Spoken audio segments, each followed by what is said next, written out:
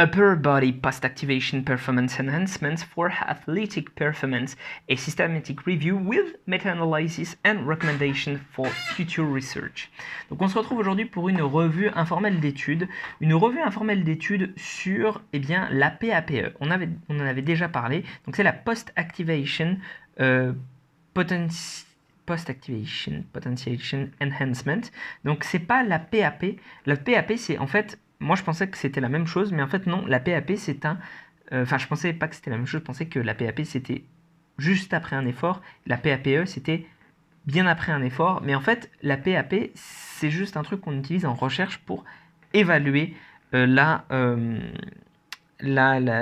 force résiduelle dans un muscle finalement, alors que la PAPE, ça nous permet d'avoir une vraie augmentation de de nos performances.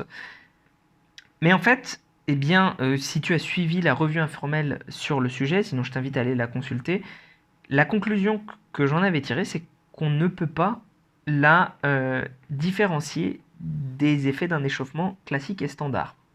Maintenant, est-ce que c'est très grave? Pas vraiment. Parce qu'en fait, la PAPE nous donne quand même, et là notamment au niveau du haut du corps, nous donne quand même certaines clés intéressantes pour comprendre l'échauffement des sportifs, et notamment des sportifs de haut niveau. Déjà, ce qui est remarqué dans cette méta-analyse, enfin cette systematic review et méta-analyse, c'est que il faut laisser le temps à la fatigue de se dissiper. D'accord? La fatigue doit pouvoir, on doit faire en fait, si jamais on fait suffisamment lourd, enfin donc du coup des exercices en fait qui vont nous conditionner derrière à avoir de meilleures performances. Donc c'est tout le principe de la PAP, hein, c'est prendre un truc suffisamment lourd, le soulever pendant quelques répétitions, enfin faire une ou deux séries, machin, etc. Et ensuite, bénéficier d'un effet de potentiation derrière. Il faut laisser le temps du coup à cet effet de fatigue de se dissiper. Donc, notamment par exemple dans un échauffement, peut-être que on aurait tout intérêt à faire un échauffement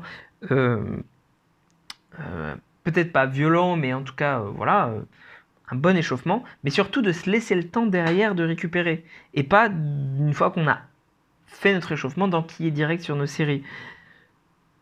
Donc peut-être qu'en fait dans le temps d'échauffement, plutôt que de faire 15 minutes d'échauffement puis après boum on y va, c'est peut-être plutôt faire 5 minutes d'échauffement très intense, 10 minutes de temps de repos, voire même moi j'aurais tendance à dire un peu plus, parce qu'en fait la PAPE souvent elle commence à 20 minutes après, et ensuite faire notre séance.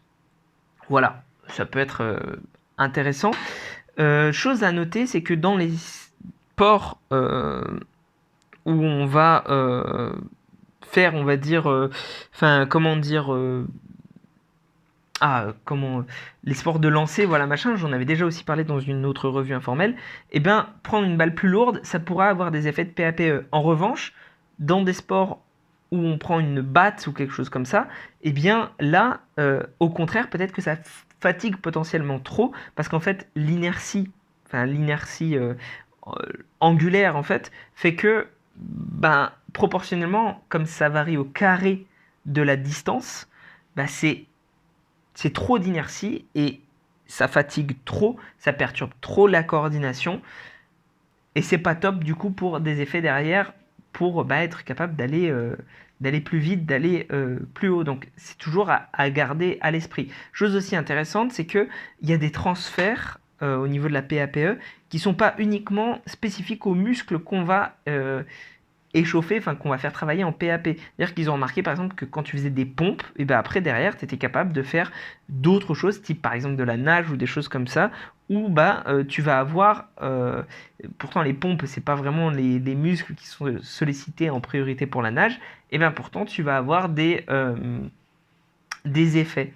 Et surtout c'est pas le même mouvement, voilà, donc tu vas avoir quand même des effets, donc ça c'est assez intéressant, et ça renforce un peu l'hypothèse que ce soit finalement les effets de la PAP soient liés à ceux qu'on pourrait avoir avec un échauffement standard. Voilà. Autre chose, la chose moi que finalement je vais en retenir plus que tout, c'est que ce qu'on remarque, c'est que la PAPE, de façon générale, elle marche bien chez les athlètes de haut niveau quand on a des charges plus lourdes. Et chez les athlètes qui sont à un niveau inférieur, ben, avoir des charges plus lourdes, c'est plutôt délétère au contraire à la performance. Ce qui veut dire que, ça semble logique, mais encore une fois, c'est bien de confirmer quelquefois les choses qui nous semblent logiques. Les athlètes de haut niveau, finalement, leur charge d'échauffement elle est plus importante. Ils ont besoin d'un plus gros stimulus pour s'échauffer. Ce qui veut dire que derrière, bah, ils ont besoin de potentiellement aussi plus de temps, un petit peu plus de temps de repos, parce que, bah, mine de rien, comme ils ont besoin de plus de charge, il faut dissiper cette fatigue-là pour être au top pour les séries de travail. Donc, c'est à garder à l'esprit, suivant le niveau de ton athlète, eh bien, il faudra faire des choses plus ou moins difficiles et laisser plus ou moins de temps de repos entre. Ce qui est une bonne... pour moi, en fait, c'est une bonne étude de la bonne façon de s'échauffer.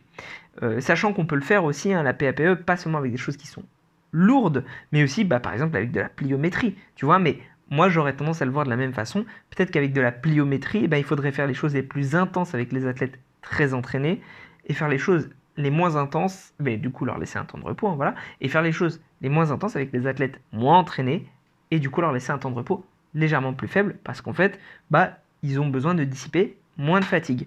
Voici la chose que j'en retiendrai. Alors là, on parlait bien du haut du corps, hein, c'était vraiment axé sur le haut du corps. J'en ai essayé d'en retirer plutôt la moelle substantifique plutôt que de te donner les trouvailles des chercheurs parce que, et c'est ça qui m'embête avec les études, et ils le disent bien, hein, ils sont très honnêtes là-dessus, c'est qu'on a très très peu d'études qui comparent un échauffement standard, voilà, avec de la PAPE. C'est-à-dire que finalement, les seules études qu'on a sur l'échauffement, c'est de la PAPE.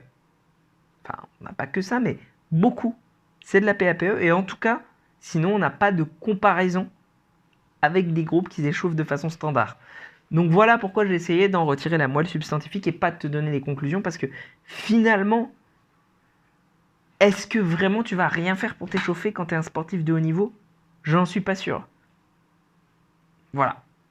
Et sur ce, prends soin de toi et on se retrouve pour une prochaine vidéo.